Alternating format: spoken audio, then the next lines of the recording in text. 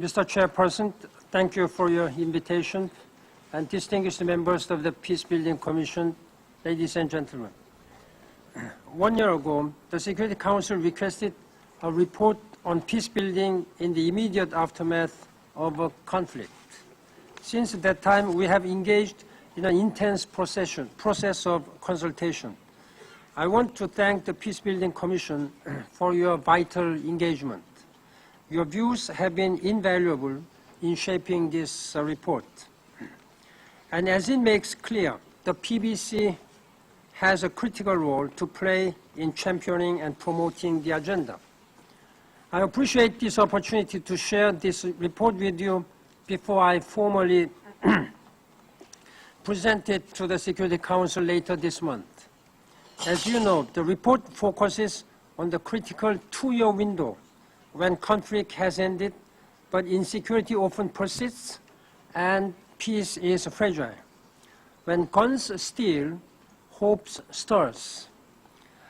People and institutions are ready for change and a new way of resolving problems. They anxiously and perhaps naturally expect a peace dividend. Yet too often, the dividend is dashed, the window is missed. If peace is to be sustainable, the international community must make the most of these make or break moments and provide the right support at the right time. That is the motivation and the essence of this report. It builds on the lessons of the last few years, including in those countries being considered by the Peacebuilding Commission. And it emphasizes that we must build on successful reforms already underway, such as humanitarian reform, delivering as one, and integrated peace operations rather than creating new mechanisms. The challenges facing countries emerging from conflict are enormous. Let me highlight 5 interconnected messages of the report designed to help meet those urgent needs. First, national ownership. Peacebuilding must be anchored at the country level.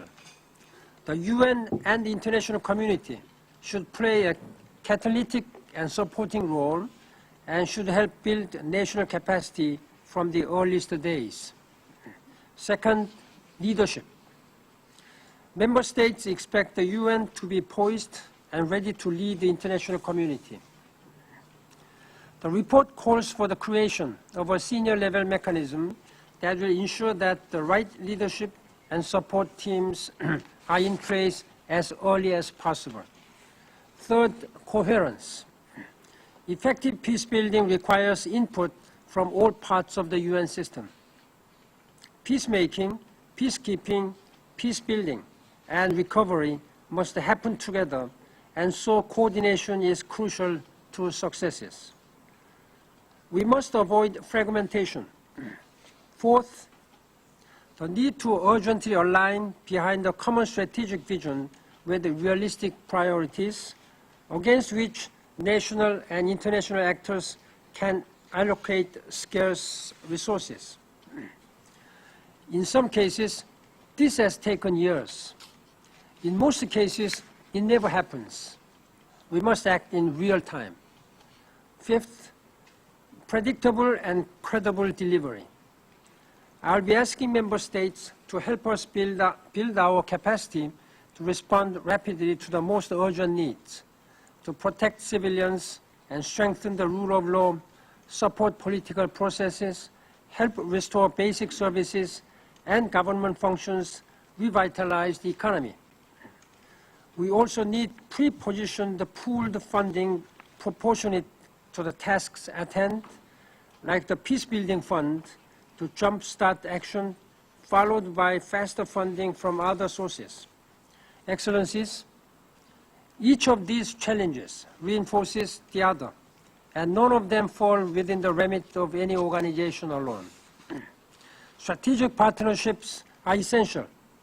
Partnerships with the World Bank and regional organizations, partnerships with the civil society and the private sector. Member states must play their part too. By speaking with one voice across the different multilateral fora, by aligning bilateral support with the common strategy in each country, by making donor funding faster, more flexible, and more risk-tolerant.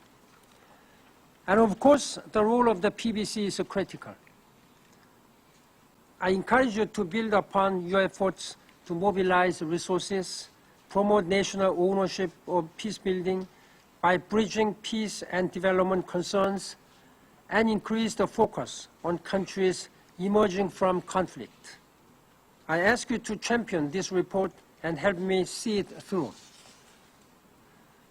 I encourage the Commission, ahead of its review next year, to reflect on how it could enhance its role in peacebuilding in the areas outlined in its founding resolutions, including promoting partnerships for peacebuilding and ensuring the operational relevance of its advice. Excellencies, this report is a work in progress. It is the beginning rather than the end. And it is part of a series of related initiatives, including my recent mediation report, the revision of the terms of reference of the Peacebuilding Fund, and the ongoing discussions on peacekeeping.